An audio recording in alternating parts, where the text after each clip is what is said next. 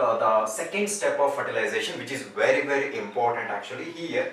So now let us imagine whatever the sperms which are actually survived because of all the challenges, they have now reached into ampullary isthmic junction where only one ovum is waiting. Okay, so let us say like on the 16th to 17th day actually, that ovum is now reached the ampullary isthmic junction. At the same time the sperms also reaching that particular site actually. So let us take, so now what I'm going to do is I'm going to draw the sperms here. Okay, so these are all the sperms. Okay, millions of sperms actually, very tiny cells which now surrounds one ovum. Okay, so like this, they surround from all the sides actually, millions of sperms now surround one ovum. This is the thing to remember. At that time what happened? The first reaction should be, each sperms, there are millions of sperms, right? And each sperm should bind to the ovum. This is the first reaction. Okay, so this is the first step of fertilization. So here what's happening actually?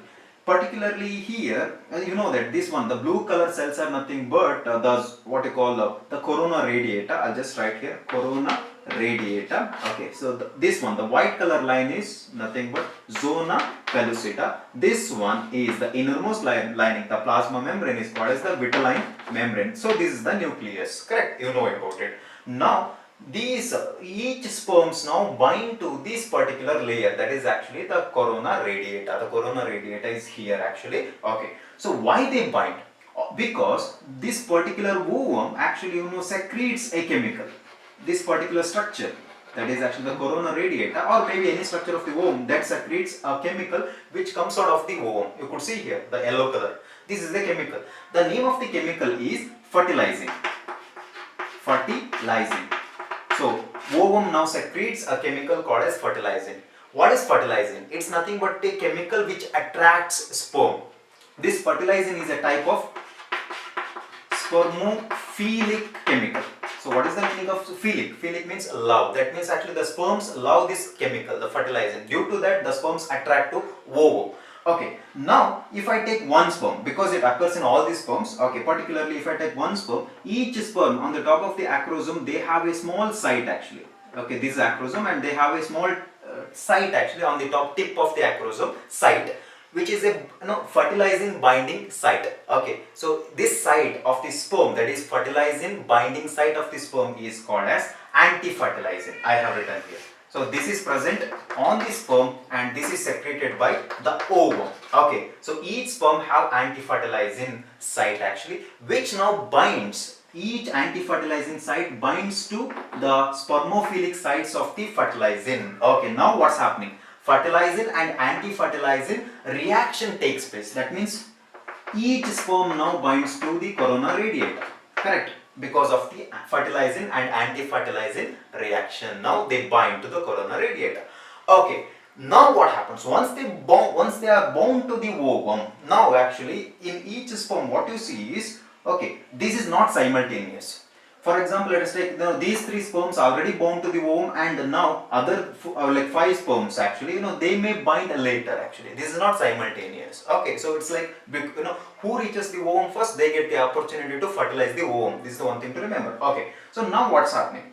Now I'm going to take a sperm here. Okay, one sperm.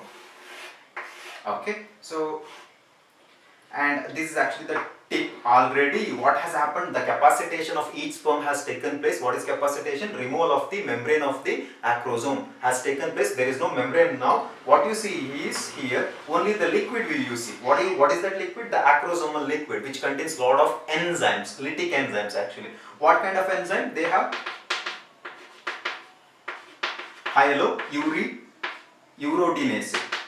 Hyaluronidase enzyme is there, and also they have a chemical called as acrosin. They have a chemical called as acrosin. At the same time they have proteinase enzyme also there. Okay, so that enzyme is there, not required now. Just remember 2 chemicals actually. One is enzyme hyaluronidase, other one is acrosin chemical. Okay, so that will be present within the acrosomal liquid. Okay, so now what happens actually? So now here, I'll just draw here. Let us imagine this blue color one is actually the corona radiata. Corona radiata. Okay. So between these are all the cells. Okay. So you may get a question like, what is exactly corona radiata? It is the third layer of the ovum, which is made up of what kind of cells? granulosa cells. When they rupture from the graphene follicle, certain granulosa cells also come along with the secondary oocyte and they make the third layer. Okay, so between each granulosa cells of the corona radiata, you could see there is a chemical. There is a chemical actually. It's a polymer which actually holds each cell very tightly. Okay, this is the one thing to remember here. Between each granulosa cells of the corona radiata, there is a gum, link is there actually. That particular gum or link is actually nothing but right here, hyaluronic polymers. Okay, so this will be there, hyaluronic polymer, a chemical will be there. Okay, this particular chemical should be dissolved, otherwise the sperm cannot penetrate. Okay, this is actually a gum actually. So here already acrosome contains this particular enzyme, the hyaluronidase enzyme, which will dissolve this hyaluridine polymer between the granulosa cells of the corona radiata. So what happened? You could see the gap, okay, because of the dissolution. So there will be intercellular spaces. So now one sperm will sneak between the corona radiata cells or granulosa cells. Only one sperm will enter now. Okay, so that is the first thing to remember. Okay, then actually one more thing, still some amount of the acrosome liquid will be there which contains this particular chemical, that is acrosin.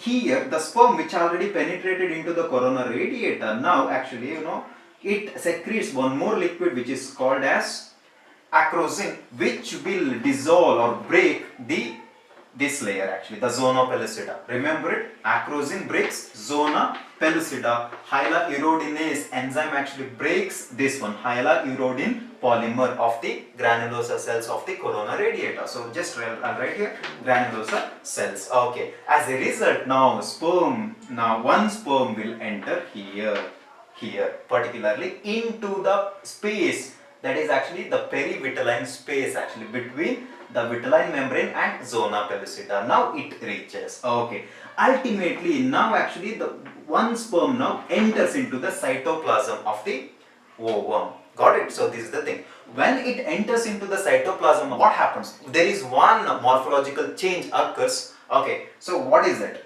The sperm now loses its tail. What is remaining now? Only two things are remaining. What is that? One is actually the head and the middle piece. Okay, tail is now removed from that sperm actually.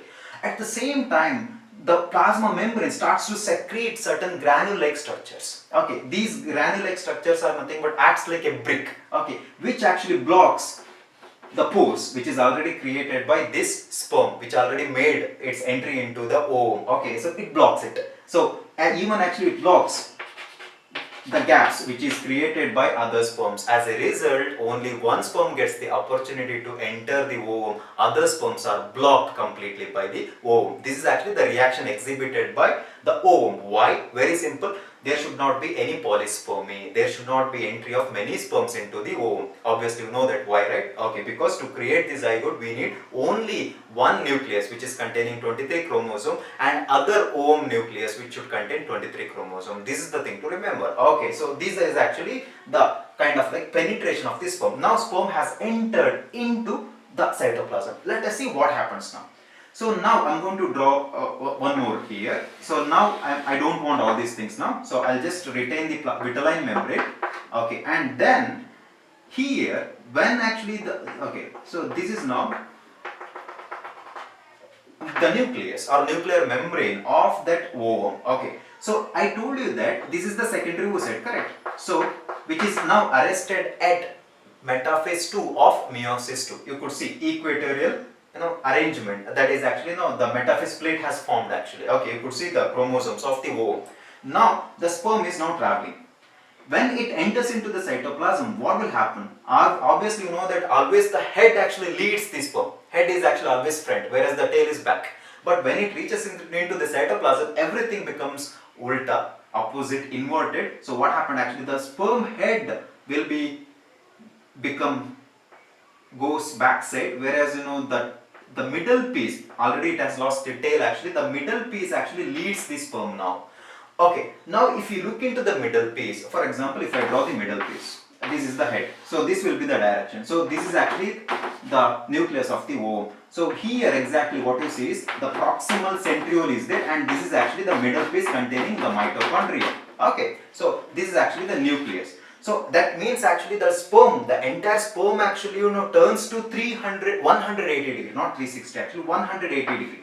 Okay, it shows 180 degrees of rotation. As a result, mitochondria, that is actually the middle piece, leads the path, whereas the head will be the behind the middle piece actually. So this is the thing to remember. The movement of the sperm towards the ovum is actually called as copulatory path. Just remember. So the copulatory path is nothing but the nucleus of the sperm along with the middle piece. It moves towards the ovum. Where exactly the not ovum actually this one, the nucleus. Okay, the nucleus of the ovum. So that is called as the copulatory path. Copulatory path is nothing but the path which is actually selected by this sperm. Okay, where the mitochondria leads, or maybe the middle piece leads the way. Okay, so ultimately it reaches the nucleus of the ovum. So that is called as the copulatory path. Okay, this is the direction. Okay, copulatory path.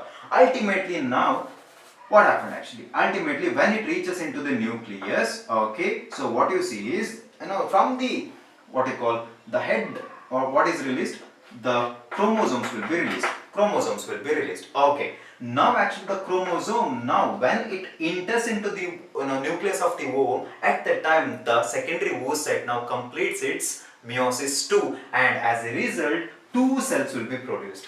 Okay, two cells will be produced. Okay, the one cell is already called as ovum. Now it is called as ovum. When ovum, actually we should call it as ovum when actually the nucleus enters into the nucleus of the ovum. Okay, at that time actually it completes its second meiosis, and now two cells will be produced. Obviously one cell is nothing but this ovum, the other one is actually a tiny polar body. Okay, it is the third polar body. Okay, in the textbook it is given as second polar body. No, third polar body, we'll take it. Okay, but this will degenerate. Okay, so now we have only, within one cell we have only one nucleus where two different sets of chromosomes are mixing. Okay, that is called as fertilization. This is fertilization now. Now what happens? So let us imagine this is the blue color, that is the chromosome of the ovum, and I am using a pink color. This is actually the chromosome of the sperm. So they mix, and this is called as fertilization. As a result, which forms a diploid zygote. So what is formed? A zygote is produced. That zygote is 2n, which contains now 46 chromosomes. 23 chromosomes are contributed by the sperm, that is the penetrated sperm, and 23 are already present in the ovum. So this is the thing to remember. This ultimately the sperm which leads to fertilization. So this is all about fertilization.